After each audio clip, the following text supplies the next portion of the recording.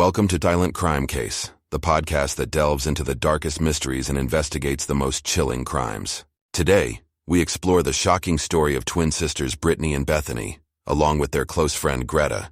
Their lives were tragically and brutally cut short in a crime that shook the small town of Marengo, Illinois in 2006. What began as a seemingly ordinary day turned into a nightmare for the community. The question remains, who could have committed such a heinous act and why? Stay tuned as we dive into this harrowing case and uncover the truth behind the murders of Brittany, Bethany, and Greta. The Anita Sisters.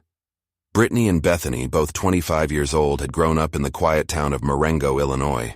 With a population of just over 7,500 residents, Marengo was the kind of place where everyone knew everyone else. Known for its scenic landscapes and tight-knit community, it was the epitome of small-town charm. The local newspaper, the Marengo Gazette, covered everything from high school football games to the annual Pumpkin Festival, a popular event that drew visitors from neighboring towns. Brittany and Bethany were well known in the community. Brittany, a kindergarten teacher, was beloved by her students and their parents alike. She had a natural gift with children, always going above and beyond to ensure their happiness and safety. Her dream was to one day open her own daycare center and provide even more support to the children of her town. Those who knew her described her as selfless and caring, always putting others' needs before her own.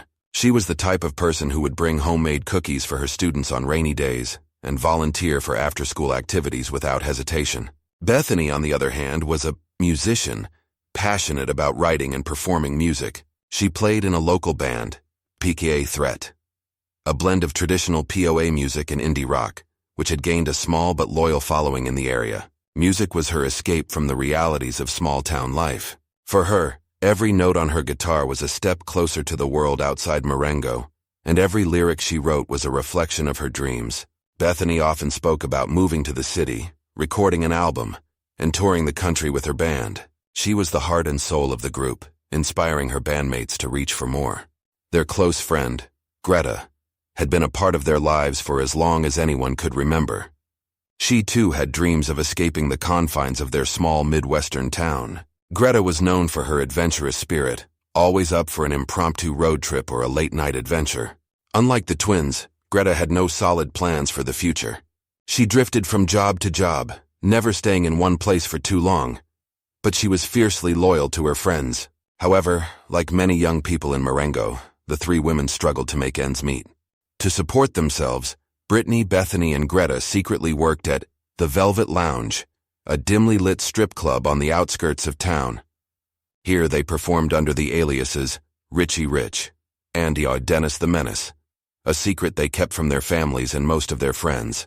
The club was a world away from their everyday lives, a place where secrets were kept and forgotten, where the lights were dim and the music drowned out the worries of the world. Despite the stigma attached to their second jobs, Brittany and Bethany never let it interfere with their personal lives.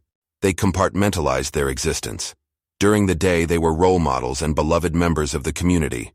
At night, they slipped into different personas to survive financially. Though they led seemingly separate lives, Brittany, the nurturing teacher, Bethany, the creative musician, and Greta, the free spirit, they shared a common goal: to break free from the quiet monotony of Marengo and pursue their passions on a larger stage. Brittany had been saving money to move to Chicago and enroll in a prestigious teaching program, while Bethany had her sights set on recording an album with her band. But none of them could have predicted the tragedy that would soon befall them. The morning of September 15, 2006, was just like any other in Marengo. The air was crisp and the streets were quiet. Yet something was amiss. Coral James, a neighbor and close friend of the Anita Sisters, hadn't seen or heard from Brittany or Bethany in days. It wasn't like them to be so quiet, especially since they were usually busy preparing for the new school year or band rehearsals. Worried, Coral decided to check on them. As Coral approached their small apartment building, a sense of dread settled over her. The curtains were drawn, and there was no sign of life inside. She knocked on the door, but no one answered. After several attempts, she tried the handle. It was unlocked. Coral stepped inside cautiously, calling out the sisters' names, but the apartment was eerily silent. Her heart pounded as she made her way down the narrow hallway. The air felt thick, oppressive, and the stillness unnerving. As she walked through the living room, Coral noticed the small, personal touches that made the apartment feel like home. Brittany's framed photos of her students sat on the shelves next to Bethany's music equipment, amplifiers and guitars scattered around the room. Everything seemed out of place, as if the energy had been violently disturbed. When Coral entered the bathroom, she froze in horror. In the cold porcelain bathtub lay the lifeless bodies of Brittany and Bethany, their hands tightly bound behind their backs, and bruises circling their necks, clear evidence of a brutal strangulation. The room was filled with a sense of tragedy so heavy that it seemed to seep into the very walls. Coral's breath caught in her throat as she stumbled out of the apartment, her mind reeling from what she had just seen. She rushed to call the police, her hands trembling as she dialed the number. Her voice shook as she tried to explain what she had found. Within minutes, the authorities arrived, and what they uncovered inside the apartment would shake the entire town to its core. The discovery of the sisters' bodies sent shockwaves through the small town of Marengo. The police were called immediately, and detectives, Anderson and Ranger were assigned to the case. The crime scene was chaotic, furniture was overturned, belongings were scattered, and there were signs of a violent struggle. The apartment, once a cozy and warm space, was now a house of horrors. Detectives Anderson and Ranger quickly realized they were dealing with more than just a random act of violence.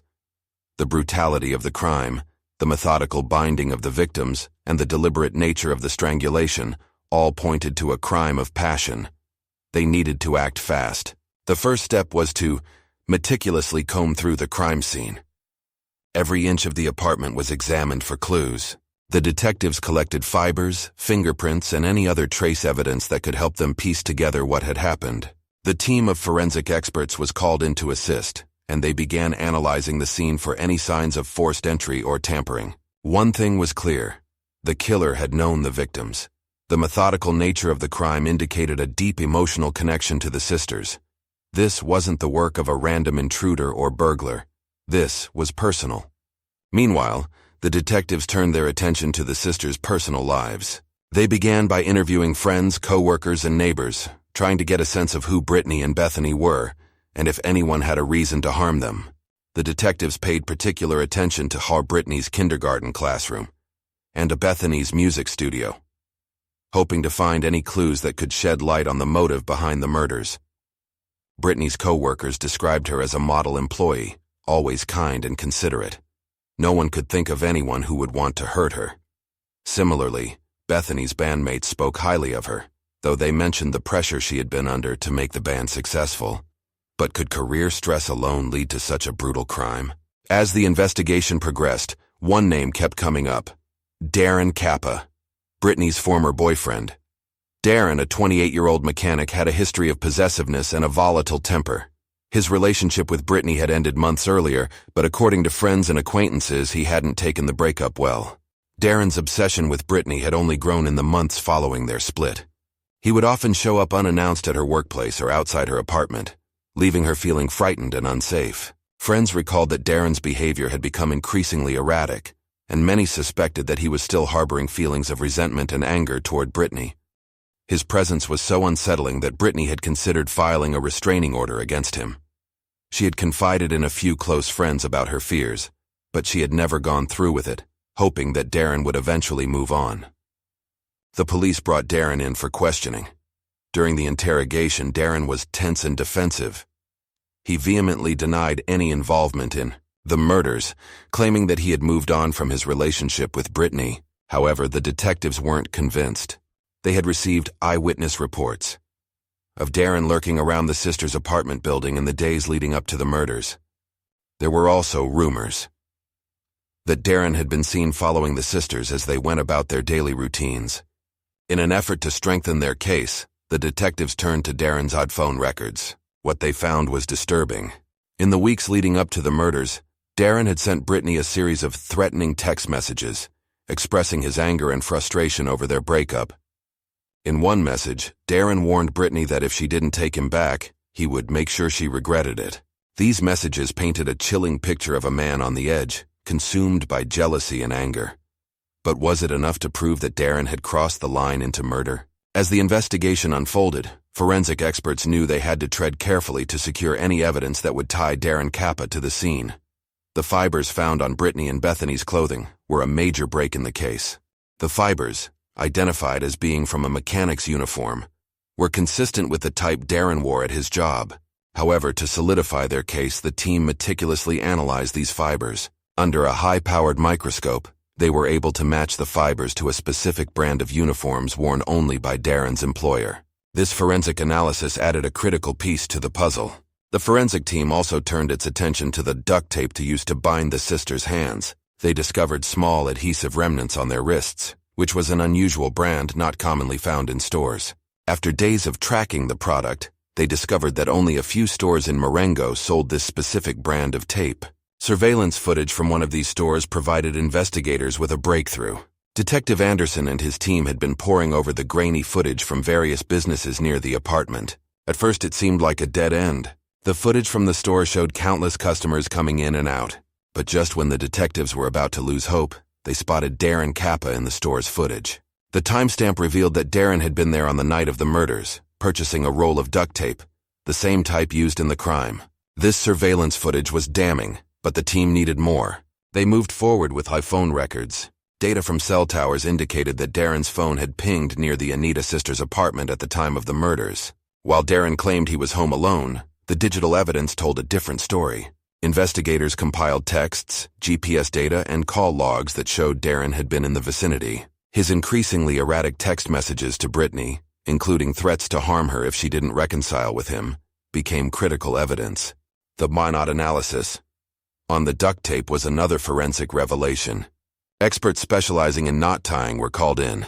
They determined that the knots were complex and precise, suggesting the killer had a technical background, possibly involving manual labor or mechanics. This further linked Darren, whose work required him to handle various tools and materials, to the crime.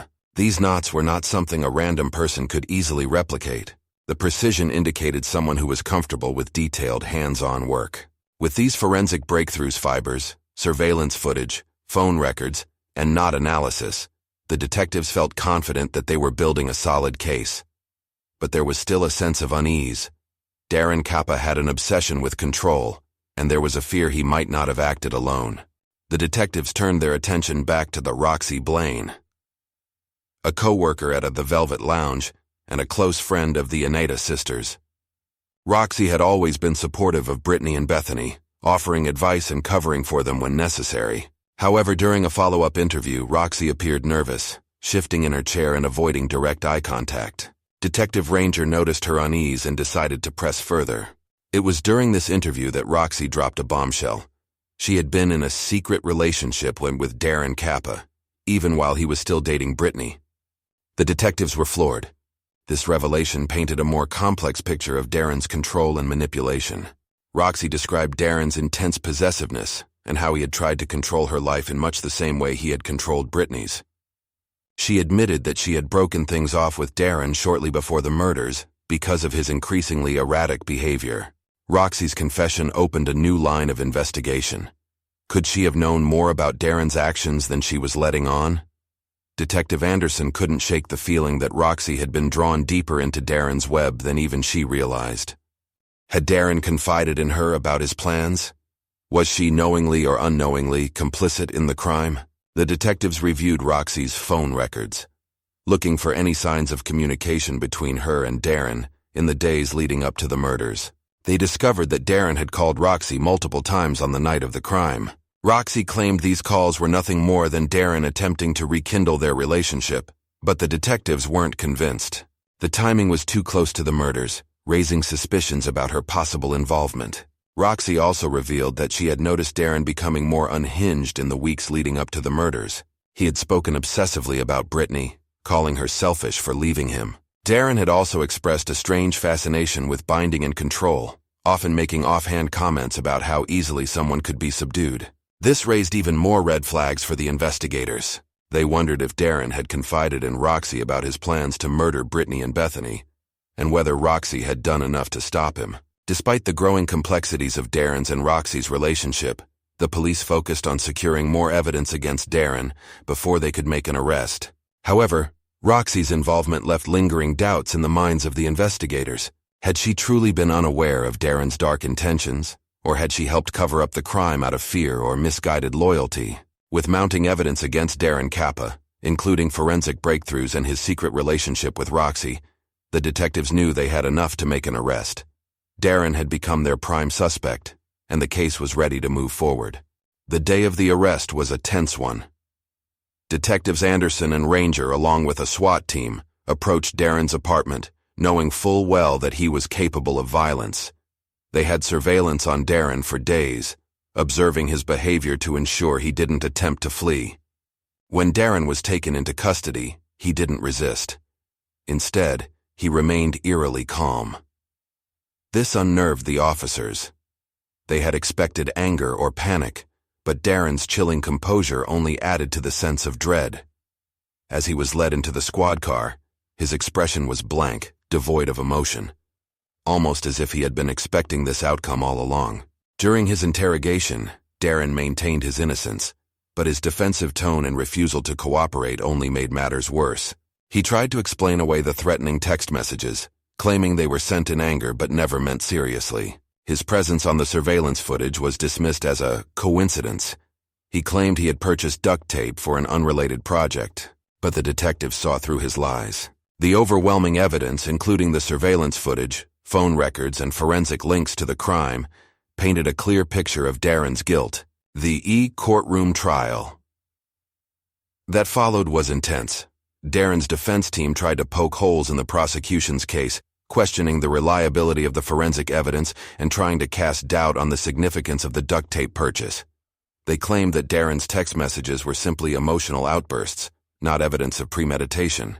However, the prosecution had a clear narrative. Darren Kappa, consumed by jealousy and rage after his breakup with Brittany, had meticulously planned the murder.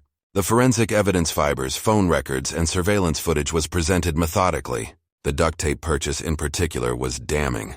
Darren's attempts to downplay the significance of this evidence fell apart under cross-examination, where the prosecution methodically tied each piece of evidence to his involvement. Witnesses, including Roxy Blaine, took the stand. Roxy's testimony was a critical moment in the trial. She recounted Darren's obsessive behavior, his fixation on Brittany, and the disturbing conversations they had about control and dominance. While her testimony wasn't enough to convict Darren on its own, it reinforced the narrative of a man whose jealousy and obsession drove him to murder. After weeks of testimony, closing arguments, and deliberation, the jury was faced with a difficult decision. Would Darren Kappa be convicted of first-degree murder for the brutal killings of Brittany and Bethany? The courtroom was packed with reporters, family members, and townspeople all waiting for the verdict. When the jury returned after just a few hours of deliberation, the air in the courtroom was thick with tension. The foreperson stood and in a clear voice announced the verdict: guilty on all counts. Darren Kappa was sentenced to life in prison without the possibility of parole, finally bringing some measure of justice to the families of Brittany, Bethany, and Greta. For the Anita family, the verdict was bittersweet. While they were relieved that Darren would spend the rest of his life behind bars, nothing could bring back their daughters. The emotional weight of the trial had taken its toll on the family, and the small town of Marengo was forever changed by the events that had unfolded. The brutality of the crime and the small-town connection between Darren, Brittany, and Bethany had shattered the community's sense of safety. The town of Marengo would never be the same.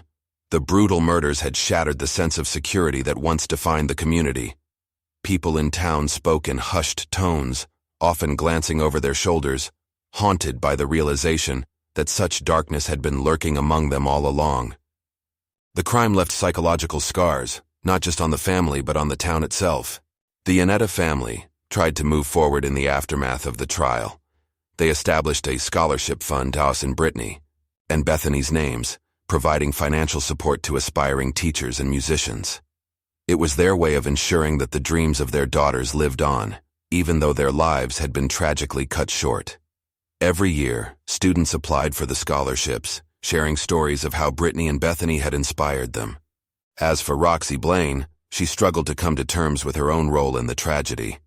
While she had not been directly involved in the murders, her relationship with Darren weighed heavily on her conscience. In the months that followed the trial, Roxy sought redemption. She began volunteering at a local women's shelter, helping women escape abusive relationships. She hoped that by sharing her own experiences with Darren's manipulation and control, she could prevent others from falling into the same traps. Roxy's presence at the shelter became a beacon of hope for women seeking safety from their abusers. She threw herself into her work, determined to help others avoid the darkness that had consumed her friends. Still, the weight of the past lingered in her mind. She couldn't escape the guilt she felt for not recognizing Darren's true nature sooner. Every night she replayed her conversations with Darren, wondering if there had been a way to stop him before it was too late. For the people of Marengo, the scars left by the murders would take a long time to heal. But they came together as a community, organizing events to raise awareness about domestic violence and mental health, hoping to prevent future tragedies.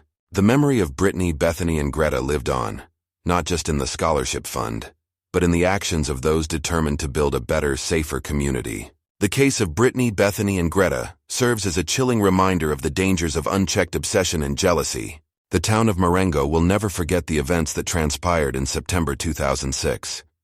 Silent Crime Case will continue to bring stories like this to light, shedding a spotlight on the darkest corners of humanity. Join us next time as we delve into another case that will leave you questioning everything you thought you knew. If you enjoyed this episode, please like and subscribe to our channel. Have a case you'd like us to investigate or a theory about this one? Leave a comment below.